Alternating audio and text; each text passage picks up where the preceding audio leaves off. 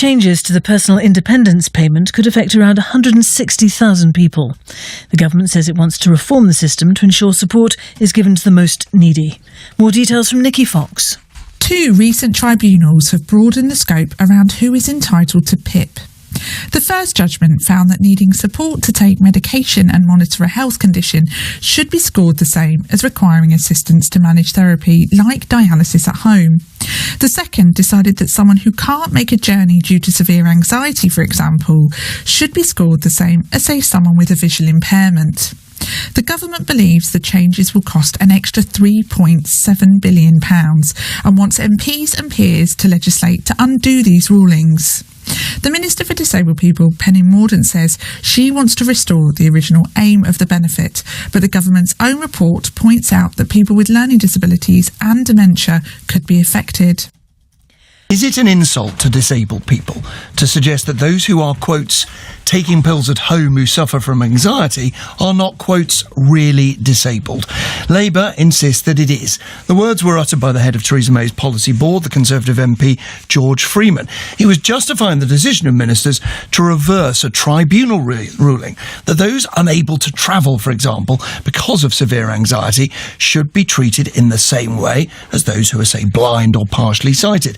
And those who need support to take medicine or monitor a health condition should also be treated the same way as those requiring, for example, dialysis at home. Why does this matter? Well, because limiting the scope of the new personal independence payment will ensure that 160,000 people who might expect to get it will not, and that will save the Treasury more than £3.5 billion. Heidi Allen, the Conservative MP for South Cambridgeshire, is on the line. Morning to you.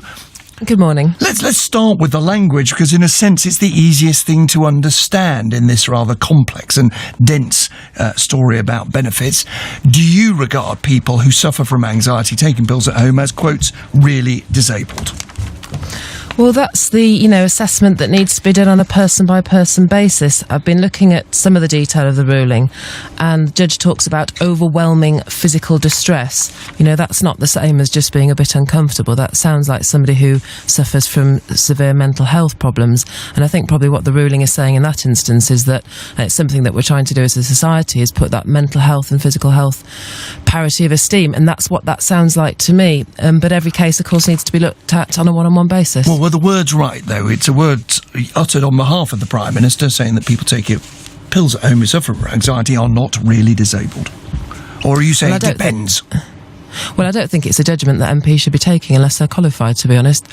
It's not language I would use. To be fair, the information has been sort of coming out this weekend, and it's not, it's an evolving pitch, an evolving story, so perhaps George wasn't fully aware of the detail of the case, because it doesn't sound like George to me. He is a real champion for me. Yeah, and he has since said that, he was affected by some of these issues himself, and he thinks he was being misinterpreted.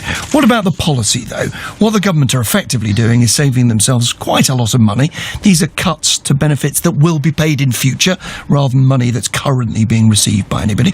But it'll save them over £3.5 billion, affect 160,000 people. Should they think again? Well, that's the crux of it, Nick, and I'm inclined to say yes. You're right, there are no cuts, and I know that's something that's causing a lot of worry to claimants out there. It won't affect anybody who claims at all at the moment. This isn't cuts. This is about whether the policy gets expanded. Excuse me, in my view, the courts are there for a reason. If they have come up with this ruling that says that the criteria should be expanded, then I believe we have a duty to honour that. That's their role. Does that mean we should look at the PIP process as a whole? Well, frankly, I think we should do that anyway. It's not fit for purpose in my point of view. And there's a lot of people that agree. Are there colleagues on the Conservative backbenches who are likely to agree with you? Yes, I think so. We had a really bumpy ride, rightly so, last year with, the cuts to ESA RAG, which I still desperately hope will be overturned, and we'll hear some good news in the budget. The potential cuts to PIP.